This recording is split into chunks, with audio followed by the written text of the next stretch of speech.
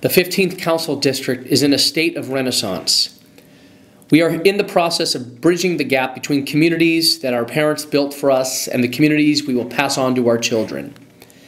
Times have changed, and we must upgrade our neighborhoods to function for our comfort, benefit, and enjoyment.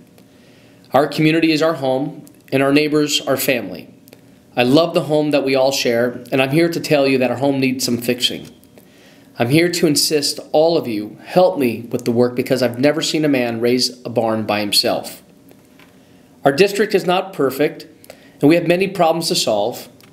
However, we have arrived to the most opportune time to do this work and upgrade our communities and bring joy to an entire generation of residents.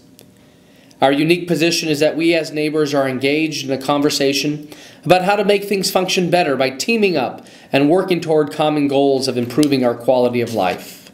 There is not much disagreement about what our most visible problems are.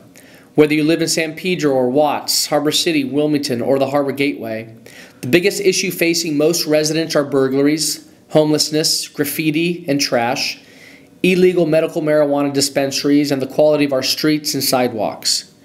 To fix our streets, we need more policing, more economic development, more parks, more partnerships, new infrastructure, and more private investment in our communities. We need more policing because the combination of homelessness combined with addiction, medical marijuana dispensaries, and crime creates a combination that is wreaking havoc on the quality of our lives. To address our homeless issues, I've recently designed a pilot program coupling homeless services with a dedicated LAPD Quality of Life Patrol.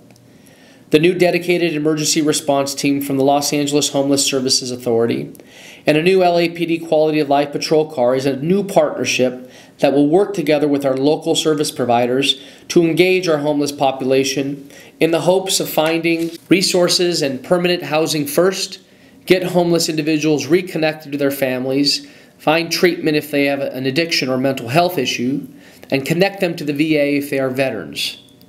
Every day this partnership will be out engaging the homeless population in the 15th District, and every day they will make their best attempts at being a service to them.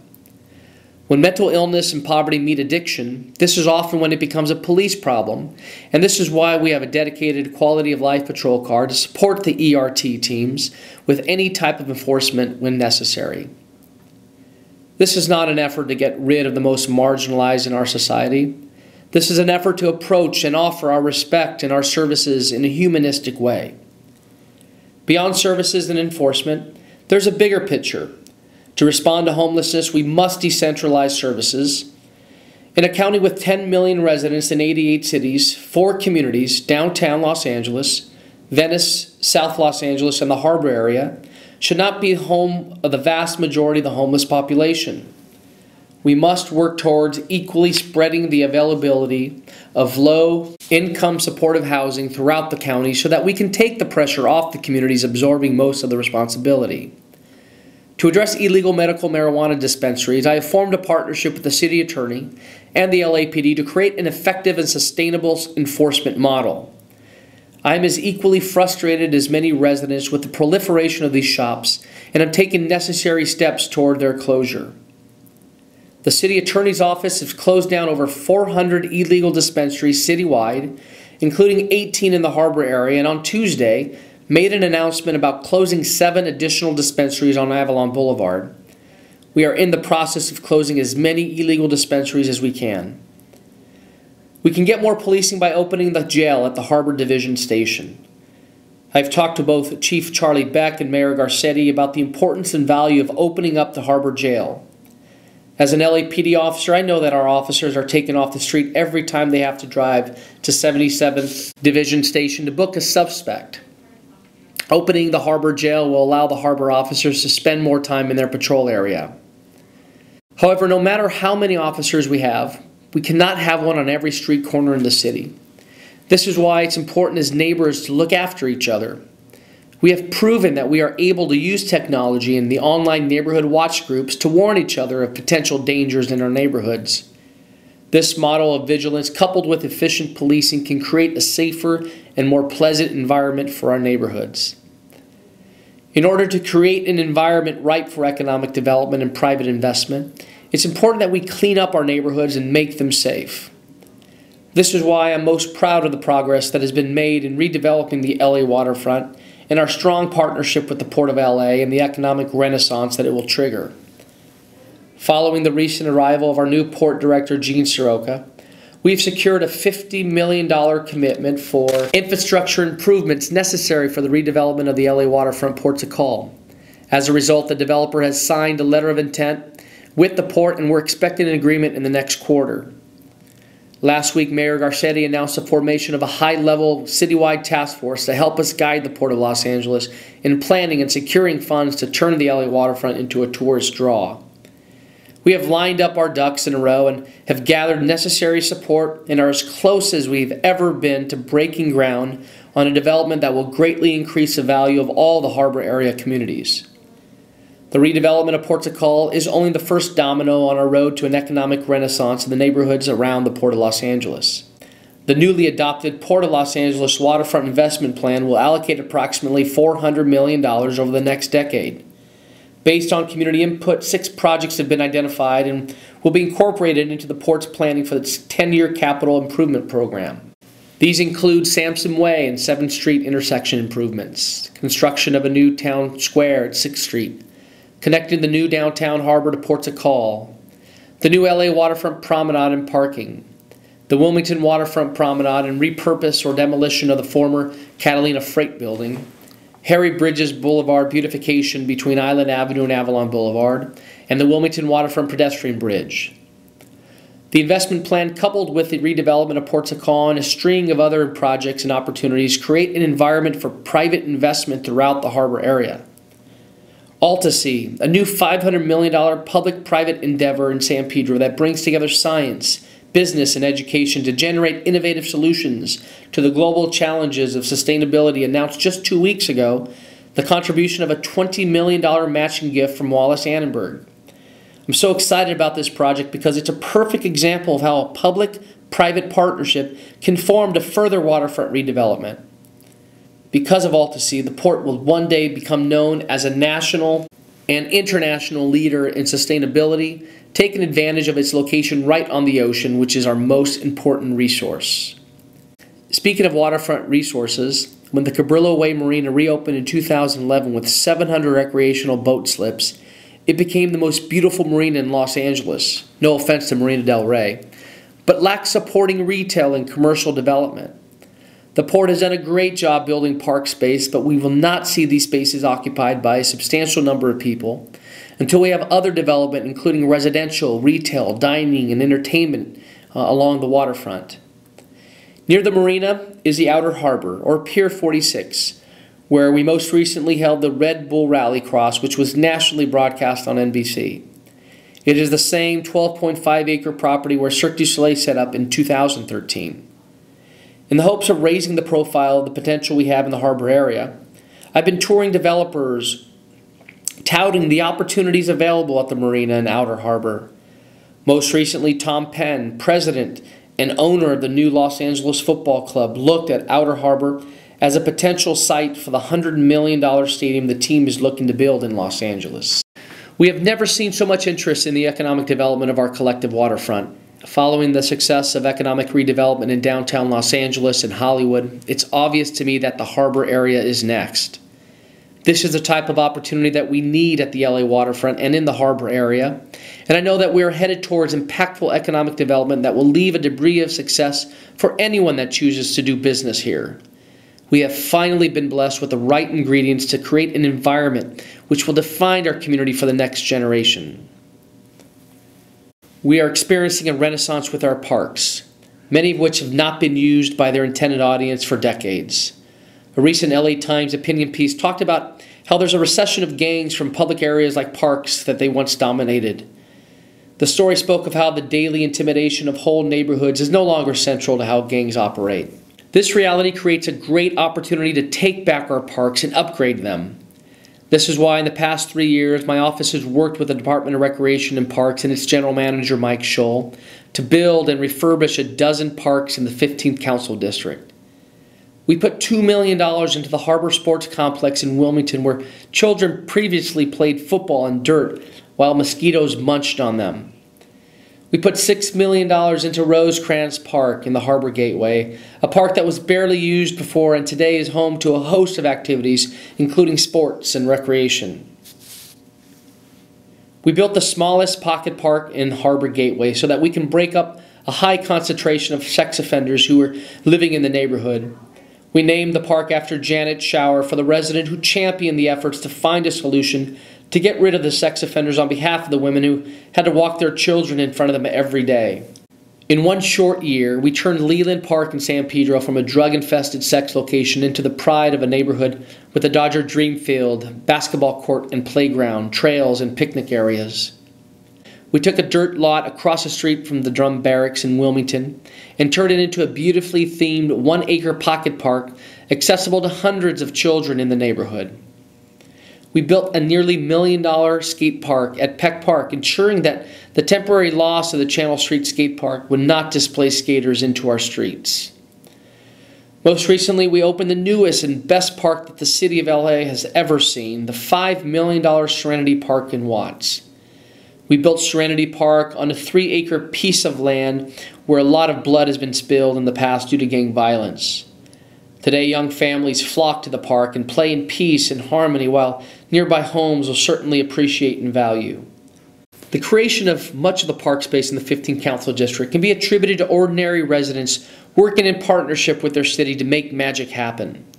We can thank residents like Debbie Rouser, who led the campaign to redevelop Leland Park, and Cartoon Antoine, who led the campaign to build Serenity Park, and Janet Shower, God rest her soul, who led the campaign to build the pocket park now named after her.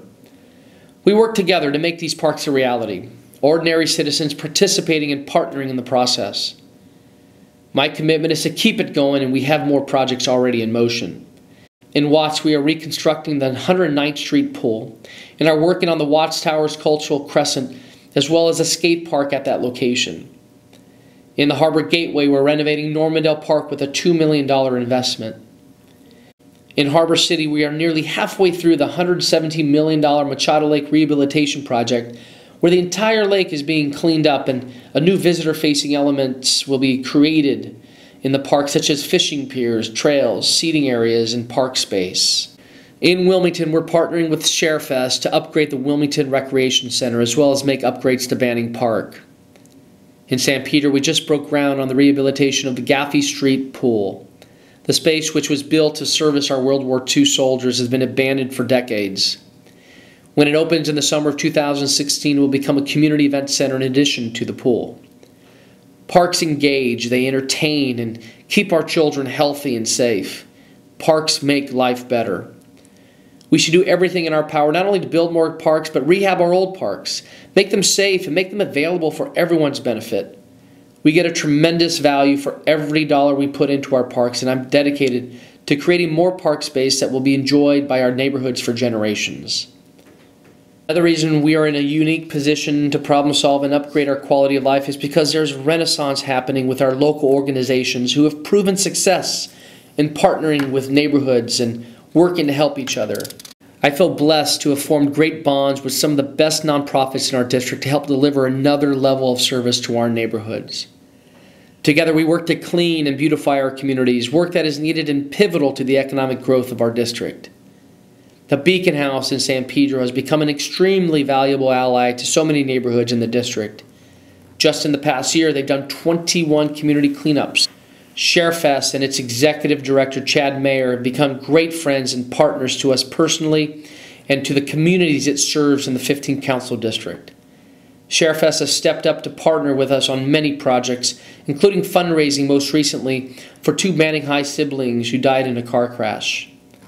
Clean Wilmington and its director, the honorary mayor of Wilmington, Salvador Lara, have become a force in Wilmington by cleaning streets and alleys every week and building community in the process. We partnered with LA Moss, a nonprofit focused on community building and design, which transformed a commercial corridor in Watts.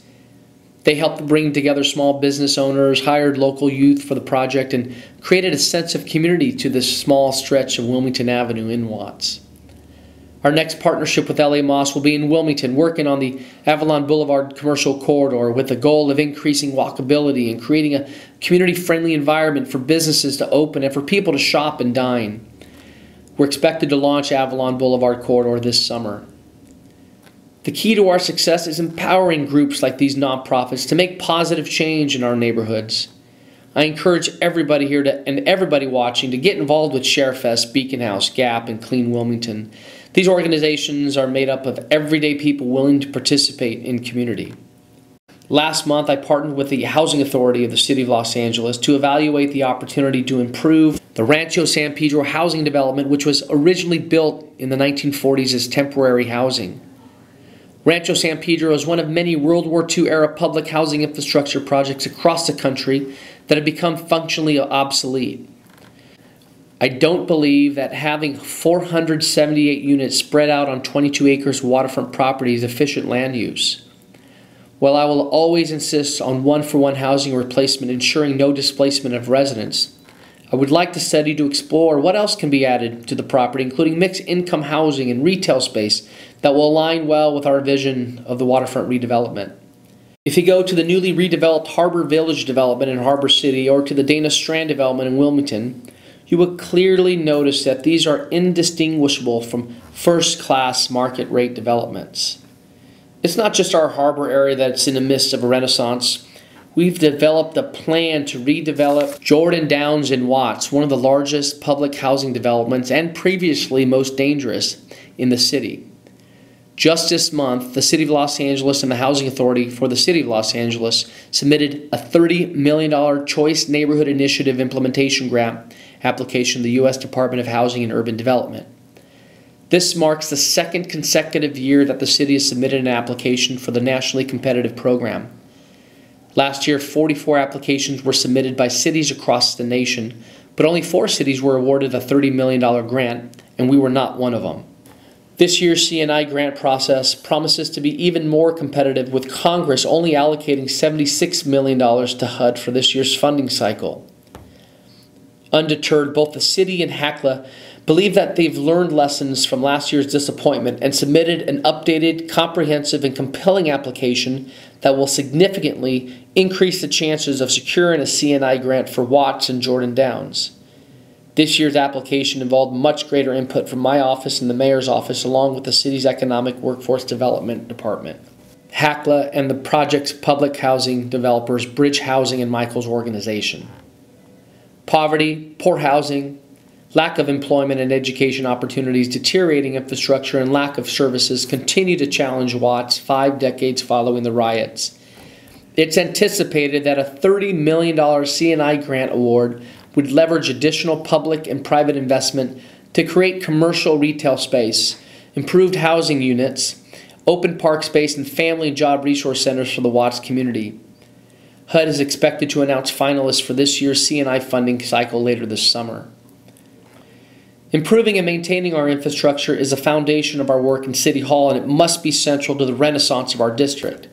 I've talked a lot today about issues concerning the 15th District, but I'd like to take a moment to address a citywide problem. As chair of the Council's Public Works Committee, it's my responsibility to show leadership and provide solutions to one of the most visible and vexing problems that all 4 million residents of LA encounter every single day: our aging and crumbling infrastructure. This city must commit to spending more money on infrastructure. Perhaps the most visible example of our deteriorating infrastructure can be seen in our sidewalks. No matter what method of transportation you use, every trip begins and ends on foot. Our sidewalks form the backbone of our most basic transportation infrastructure, and we must ensure that they are safe and accessible for all people. It's absolutely shameful that our seniors and disabled residents are either forced to become shut-ins or unable to leave their homes, or forced to go out into the street to navigate around uplifted sidewalks. A group of disabled residents felt the same way, and in 2010 filed a lawsuit against the city, alleging Los Angeles was in violation of the American with Disabilities Act by not ensuring mobility for all residents. So I directed our chief budget advisor and city attorney to engage in settlement discussions with the plaintiffs. Although it's premature to make any announcement today, I can say that we are very close to reaching an agreement, and before the end of the year, we will approve a sustainable, fair, long-term sidewalk repair policy which will positively affect every single neighborhood in the city. Just 2 weeks ago, we made a down payment on this commitment by starting a $27 million fund to start the process. I was born and raised in San Pedro. I was an officer at LAPD Harbor Division. My entire family lives here. My friends live throughout this district that I represent. This is my home. This is our home. My parents taught me the importance of family. Whether it's your immediate family, your extended family, your friends, your neighbors, I was taught to treat people like members of my family. As your council member, whether I'm in Watts, Wilmington, Harbor City, Harbor Gateway, or San Pedro, I'm connecting with the residents the same way I was taught to connect at home. My family instilled in me the importance of working hard, the importance of giving back and doing good for others, the importance of faith and family. This is how I choose to lead this district today. We are a family of neighbors, and we should all strive for a better life together in the 15th Council District. This is why, after some careful consideration, some prayer, soul-searching, and long discussions with Jay, my wife, and my kids, Mateo and Gia, I've decided that it's not worth trading everything I've spent a lifetime building here in the Harbor area to run for Congress. My future is here in Los Angeles, not 3,000 miles away. The projects that we have started in all of the communities of the 15th District, my family, my extended family, my friends, the residents of this district, are far too important to me not to spend my days with you. You are my family, and because of that, I will not be running for Congress. We have a lot of work to do.